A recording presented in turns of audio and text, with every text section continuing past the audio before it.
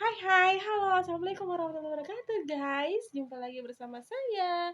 Di video kali ini saya akan melanjutkan cerita daripada Bidan Mardi yang keempat ya, episode keempat atau part 4. Cekidot.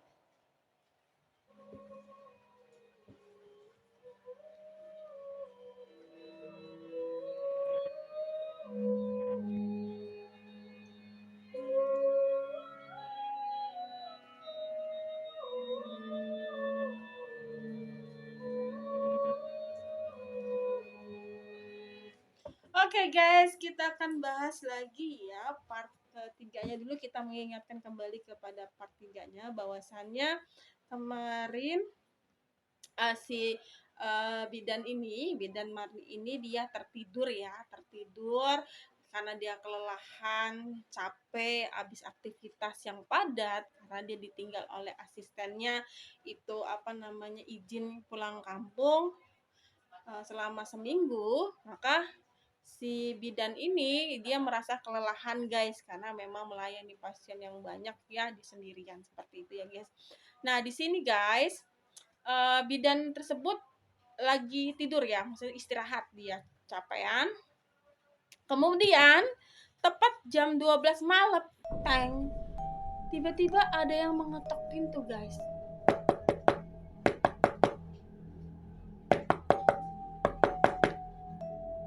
Bidan Mari pun langsung, siapa yang ngetok? Terus terdengar suara, "Bu, Assalamualaikum, Bu Bidan, Bu." Beberapa kali mengetuk.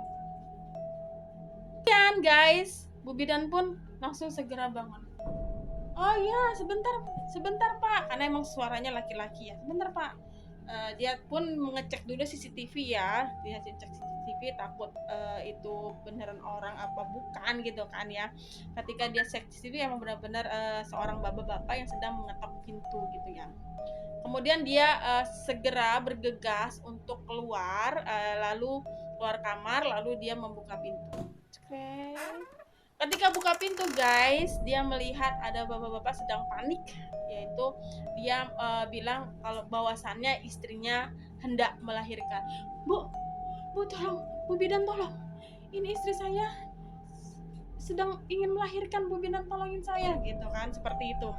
Kemudian Bu Bidan pun ya segera dong, sebagai tenaga medis yang profesional dia sudah siapkan segala sesuatunya ya, termasuk alat-alat medisnya itu sudah disiapkan. Nah, jika ada warga yang seperti ini yang tiba-tiba perlu bantuannya, dia pun sudah standby untuk berangkat gitu ya, seperti itu ya guys. Nah, kemudian dia sebentar Pak ya, saya dulu saya ambilkan dulu alat-alatnya. Langsung Bu Bidan Mirna pun ke belakang ngambil itu alat-alat semuanya. Setelah diambil, lalu pun mereka bergegas untuk ke rumah si bapak itu gitu guys. Nah, singkat cerita guys, tibalah di perjalanan ya, di perjalanan itu dia dibonceng oleh si bapak ini, karena kebetulan bapak itu bawa sepeda motor ya guys ya. Kemudian si Bidan Marni pun agak keheranan gitu guys. Kenapa keheranan? Karena kan tadi buru-buru, si bapak ini minta buru-buru untuk rumahnya karena istrinya mau melahirkan. Tapi di tengah jalan, di tengah jalan pas mau menuju rumahnya itu si bapak ini malah jalannya pelan sekali, mengendari sepeda motor itu seperti naik sepeda yang di kayu gitu loh, pelan sekali, pelan banget.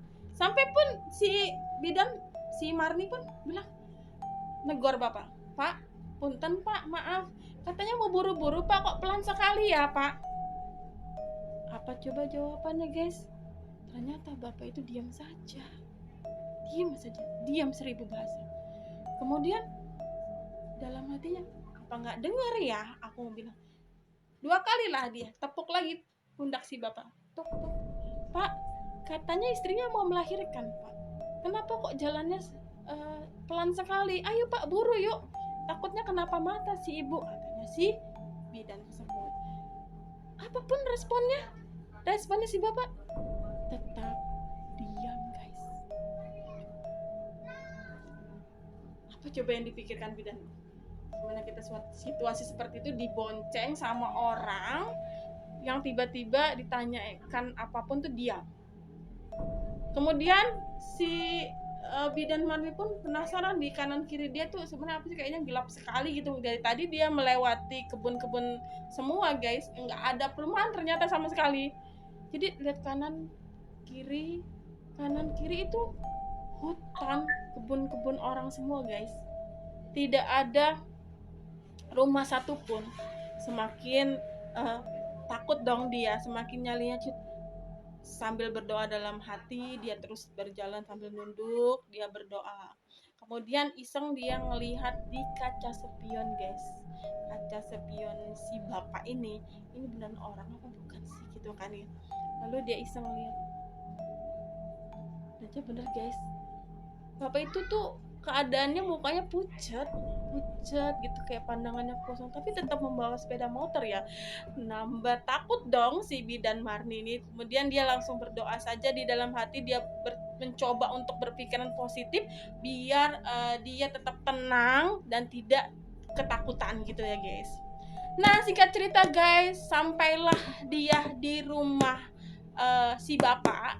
Kebetulan rumahnya itu ya masih tahulah rumah gubuk ya guys, rumah sangat sederhana. Di situ cuman rumah itulah satu-satunya dikelilingi oleh kebun-kebun warga di sana. Kemudian setelah itu si bapak baru bicara lagi untuk mempersilahkan si ibu masuk ke dalam rumah si bapak. Kemudian dia pun bergegas mengikuti si bapak atau mengekor ya, ikutin si bapak tersebut masuk ke dalam rumahnya. Tiba-tiba guys, ketika dia masuk ke rumahnya, apa yang terjadi guys?